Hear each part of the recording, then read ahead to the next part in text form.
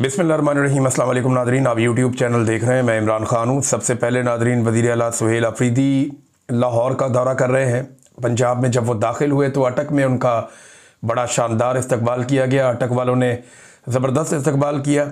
उसके बाद फिर हमने देखा कि पंजाब पुलिस की कार्रवाइयाँ शुरू हो गई। बहुत सारी जगहों पर देहातों से जहाँ जहाँ से लोग निकल कर आ रहे थे मोटरवे की जानिब, उन्हें मोटरवे पर आने से रोका जा रहा था। पुलिस ने जगह जगह पर नाके लगाए हुए थे। हत्ता कि सरगोदा से हुकूमत के अपने बंदे नदीम अफजल चंद साहब ने ये रिपोर्ट भी कर दिया। उन्होंने बता दिया कि जनाब यहाँ पे तो बाकायदा लोगों को परेशान किया जा रहा है। जो शादी ब्याह पे लोग जा रहे हैं वो नहीं जा पा रहे, जो लोगों के अपने काम है वो भी नहीं कर पा रहे। सिर्फ मोटरवे से एक सियासी शख्सियत ने गुजरना है और उसके लिए इतना बंदोबस्त लगाया गया है। तो पूरी पंजाब पुलिस को इसी काम पर लगाया गया और ये काम अभी नहीं, पिछले 2-3 दिन से चल रहा है।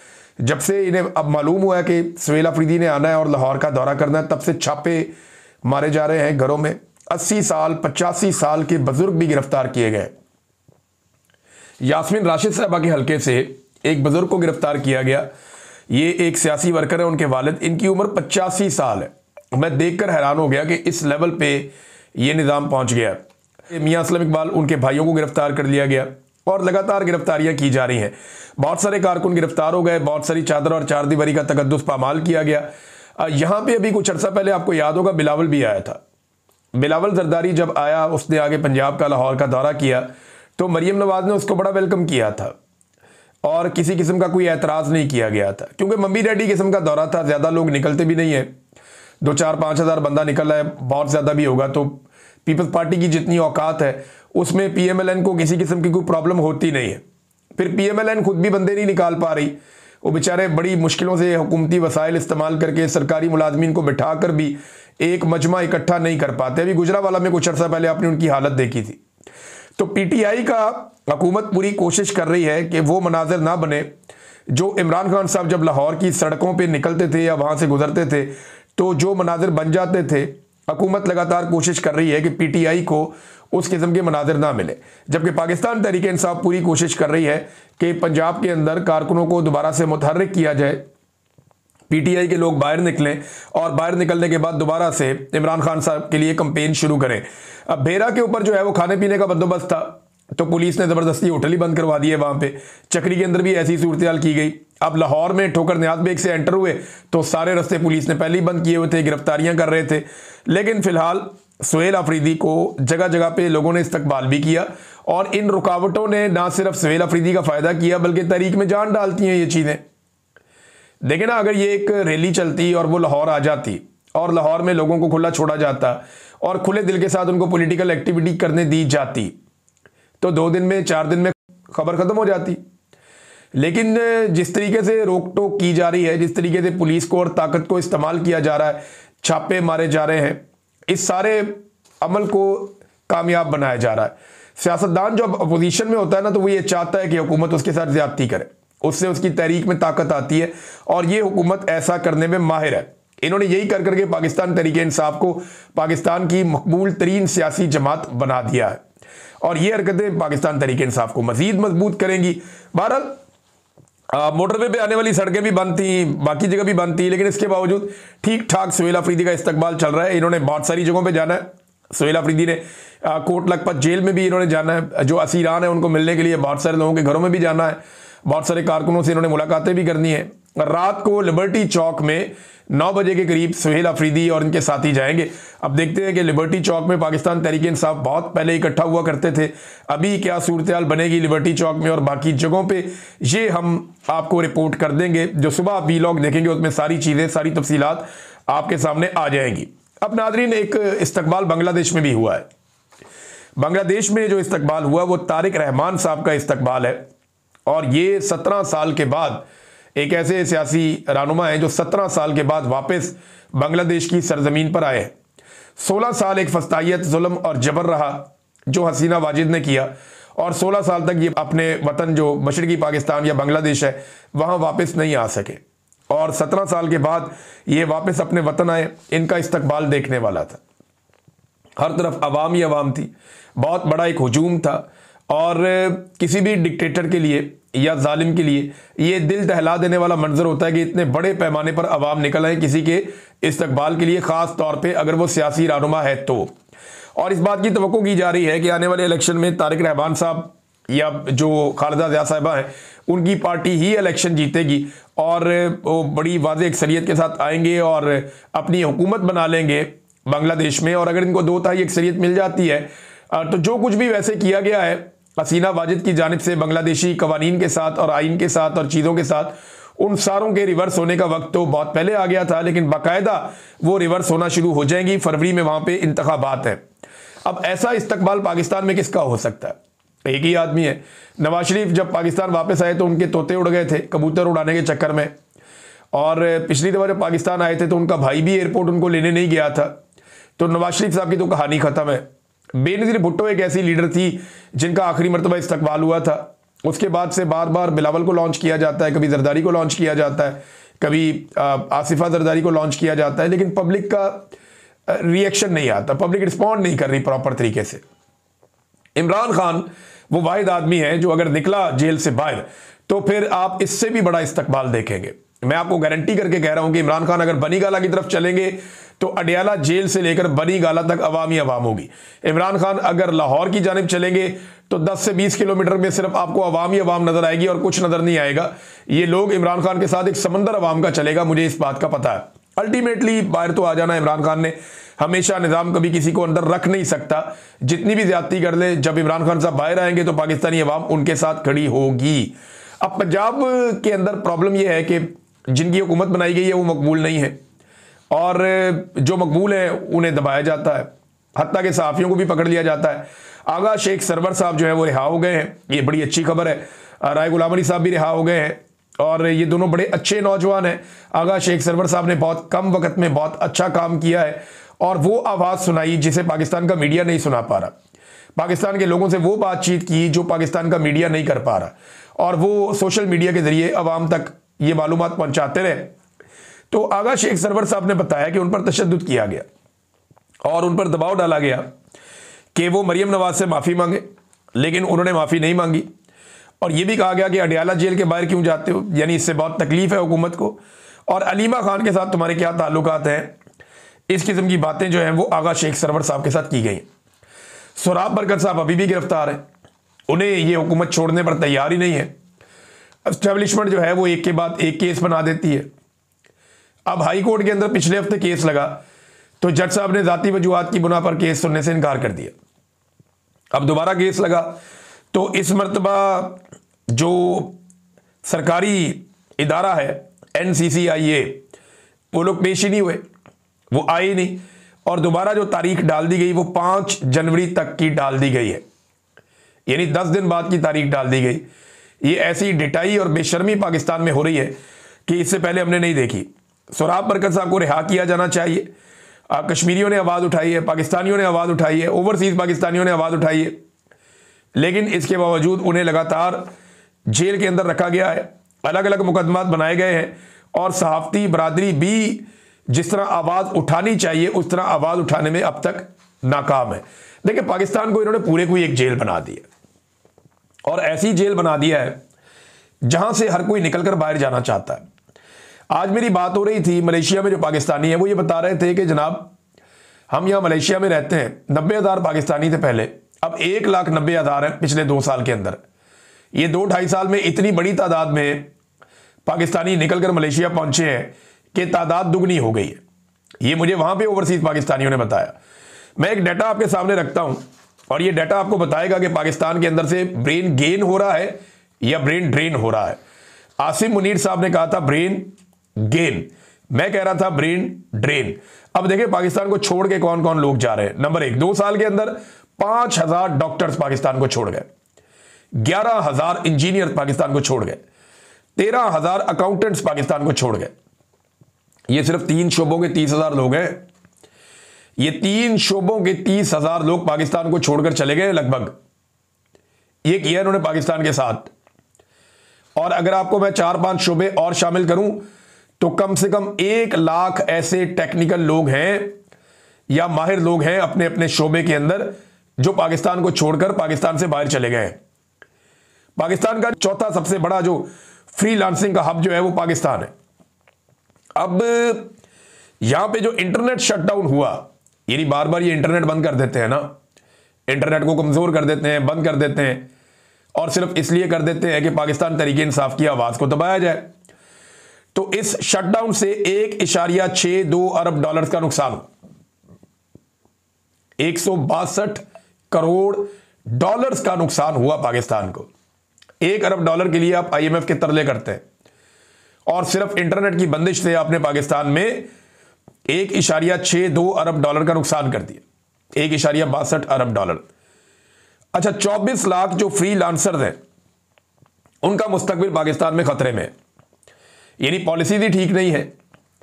IT के शोबे के अंदर लोगों को मौका ही नहीं मिलता सही तरीके से काम करने के लिए। कभी फायरवॉल लगा देते हैं, कभी ये करते हैं, कभी वो करते हैं, कभी इंटरनेट बंद कर देते हैं। और जो IT के शोबे से वाबस्ता लोग हैं वो अब पाकिस्तान में पैसा मंगवाते नहीं है। यानी एक आदमी मिसाल के तौर पे उसने अपना अकाउंट बनाया हुआ है अमेरिका में, या उसने अपना अकाउंट बनाया हुआ है बरतानिया में या यूरोप के किसी मुल्क में, तो वो अपना पैसा वहां मंगवाता है और पाकिस्तान में सिर्फ इतना पैसा मंगवाता है जितना उसकी ज़रूरत है। फ़र्ज़ करें एक आदमी की ज़रूरत है 1 लाख रुपया, उसकी फैमिली की ज़रूरत है, और उसने 10 लाख रुपया कमाया IT के शोबे में, तो वो पैसा पाकिस्तान नहीं मंगवाएगा। ज़्यादातर लोग अपना पैसा बाहर रख रहे हैं, वो पाकिस्तान में सिर्फ उतना पैसा मंगा रहे हैं जितनी उनकी अपनी ज़ाती ज़रूरत है। अगर ये सारा पैसा पाकिस्तान में आए तो पाकिस्तान को कितने ज़्यादा रेमिटेंसेस भी मिलेंगे और कितना ज़्यादा सरमाया भी पाकिस्तान में आएगा। लेकिन लोगों को मायूस कर दिया है ना, लोग पाकिस्तान के अंदर पैसा लाना ही नहीं चाह रहे। उन्हें आइडिया हो गया है कि यहां से हमें निकलना है, और बड़ी तादाद में लोग पाकिस्तान छोड़ छोड़ कर जा रहे हैं। आसिम मुनीर साहब के हवाले से एक खबर उठाई गई और बहुत ज़्यादा उठा दी गई। पाकिस्तान के मीडिया में दावा किया गया जी आसिम मुनीर साहब को कत्ल की धमकी दे दी गई है, ये कर दिया गया है, वो कर दिया गया है। और ये एक औरत ने खड़े होकर वहाँ पे ये कहा जनाब एम्बेसी के बाहर के आसिम मुनीर साहब को कत्ल कर दिया जाए। तो ऐसी बात नहीं है, ये बहुत सारे लोग तकारीर कर रहे थे, और सबको बात करने का मौका मिल जाता है जब लोगों की तादाद बहुत ज़्यादा नहीं होती। तो काफ़ी ज़्यादा लोग तकारीर करते हैं पाकिस्तान तहरीक इंसाफ के प्रोग्राम्स में। तो वहाँ पे एक खातून है, मैं उन्हें जानता भी नहीं, मुझे उनका नाम नहीं पता, लेकिन वो बात कर रही थी और उन्होंने जज्बात के अंदर ये कहा कि एक जर्नैल तैयारे के अंदर मर गया था और इनके बारे में कहा इनके साथ गाड़ी में कुछ हो सकता है। तो ये एक पॉसिबिलिटी भी उन्होंने बात की है। ये अब बदवाएं देने के ऊपर भी अब ओवरसीज पाकिस्तानियों के ऊपर मुकदमात बनाए जाएंगे, केसेस किए जाएंगे। वो कह रहे हैं जी हम बरतानिया के साथ रब्ता करेंगे कि एक औरत ने ऐसी बात क्यों की।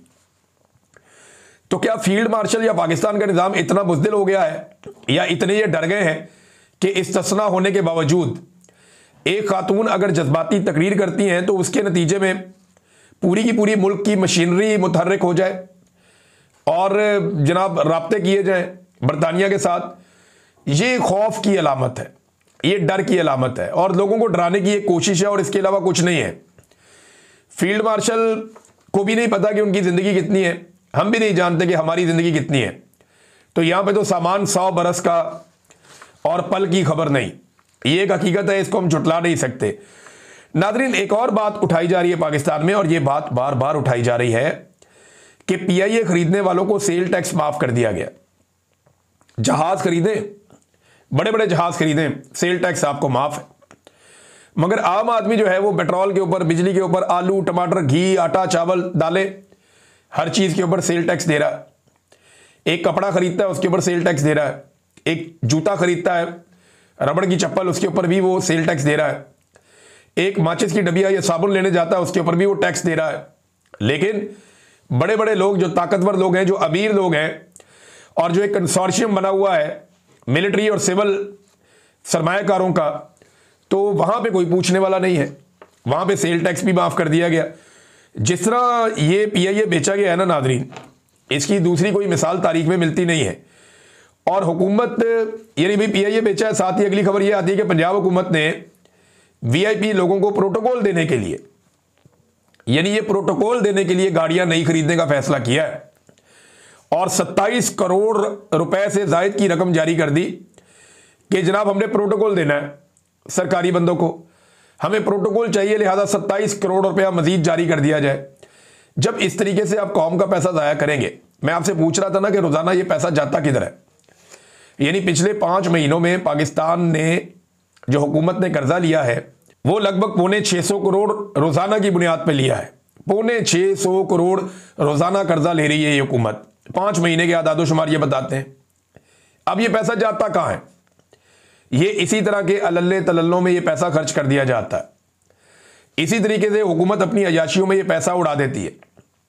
गरीब आदमी के लिए इनके पास पैसा नहीं है। यानी अभी किसान ने गंदम लगाई है, 80% किसान वो हैं जिन्होंने उधार पर लेकर गंदम लगाई है। बेशुमार किसान वो हैं जिनको सैलाब में बहुत नुकसान हुआ था, उनके पास कुछ भी नहीं बचा। हमने क्योंकि बीज बांटा ना किसानों में, बहुत हजारों किसानों के अंदर मैंने बीज बांटा है, तो हमें किसानों की बराह रास्त हालत का पता है। हमने उनसे बातचीत की है, तो किसानों के पास ना तो पैसे थे खाद के, ना गंदम का बीज खरीदने के थे, तो ये सारा उधार पे काम चला।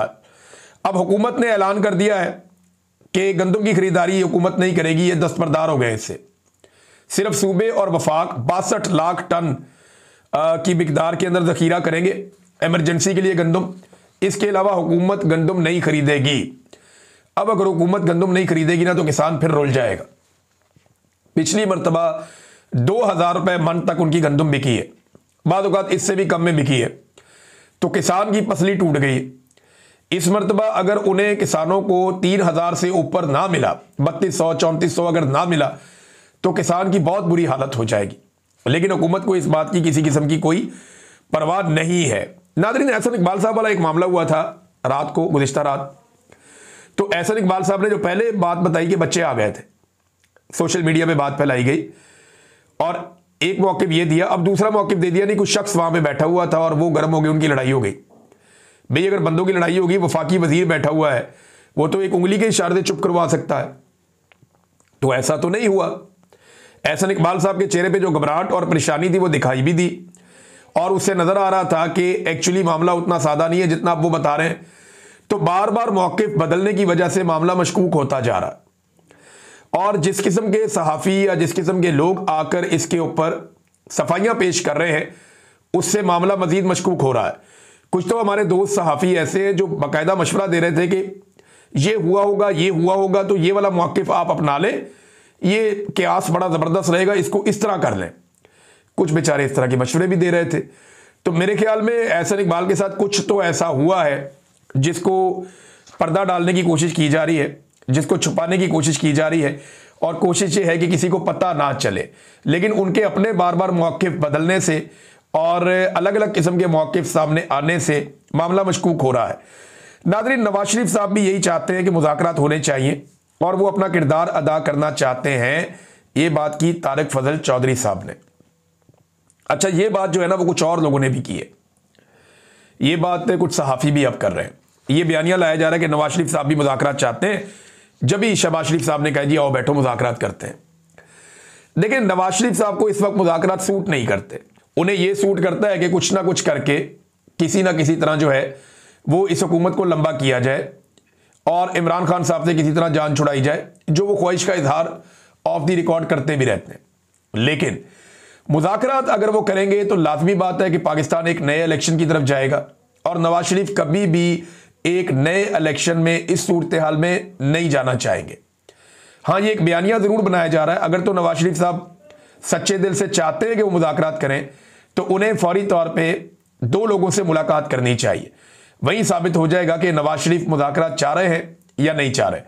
नंबर 1, नवाज शरीफ साहब मुलाकात करें महमूद खान अचकज़ई साहब से, और नंबर 2 वो मुलाकात करें अल्लामा राजा नासिर अब्बास साहब से। इन 2 लोगों से वो मुलाकात करें। असद कैसर साहब भी इस मुलाकात में शामिल हो सकते हैं, और अगर इमरान खान साहब नहीं कहते तो ना शामिल हो, लेकिन इन 2 लोगों से मुलाकात करें और फिर इनको अलाउ करें कि ये जाकर इमरान खान साहब से मुलाकात करें। फिर तो बात बन सकती है, फिर तो मुज़ाकरात हो सकते हैं। अब इस वक्त हुकूमत मुज़ाकरात का क्या क्यों रही है? देखिए, एस्टेब्लिशमेंट ने कुछ नए कारनामे करने हैं। इसमें फौज को गजा भेजने वाला मामला भी है मुबैना तौर पे कि ये काम इन्हें करना पड़ेगा, और ये इनकी अपनी ख्वाहिश भी है। दूसरा, आर्मी चीफ का जो इस्तिस्ना वाला मामला है उसमें जो उलमा इकराम खड़े हो गए हैं, तो ये भी एक दबाव बन गया है। अगर ये तहरीक उलमा इकराम की चल जाती है तो पीटीआई को रोकना भी मुश्किल हो जाएगा, और तहरीक तहफ़्फ़ुज़ आईन पाकिस्तान अगर खड़ी हो जाती है तो ये एक नई मुसीबत बन जाएगी। ऐसी सूरत हाल में मुज़ाकरात के ज़रिए से थोड़ा सा एंगेजमेंट की जाए, इसको यहाँ एंगेज करो, इसको यहाँ एंगेज करो, ये एक पॉलिटिकल स्ट्रेटजी हो सकती है।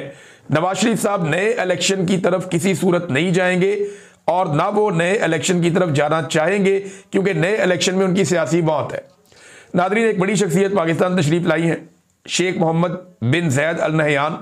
ये पाकिस्तान आए, इनके दौरे पर नज़र रखेंगे, हम देखेंगे, क्योंकि रीजनल डेवलपमेंट्स बहुत ज़्यादा हो रही हैं, इसराइल को लेकर, सूडान को लेकर, लीबिया को लेकर, पाकिस्तान को लेकर, यूएई को लेकर, सऊदी अरब को लेकर, काफ़ी रीजन में जो है वो डेवलपमेंट्स हो रही हैं। इन पे हम बात करेंगे बाद में। अब तक के लिए इतना ही। अपना ख्याल रखिएगा, अपने इस चैनल का भी। अल्लाह हाफिज़।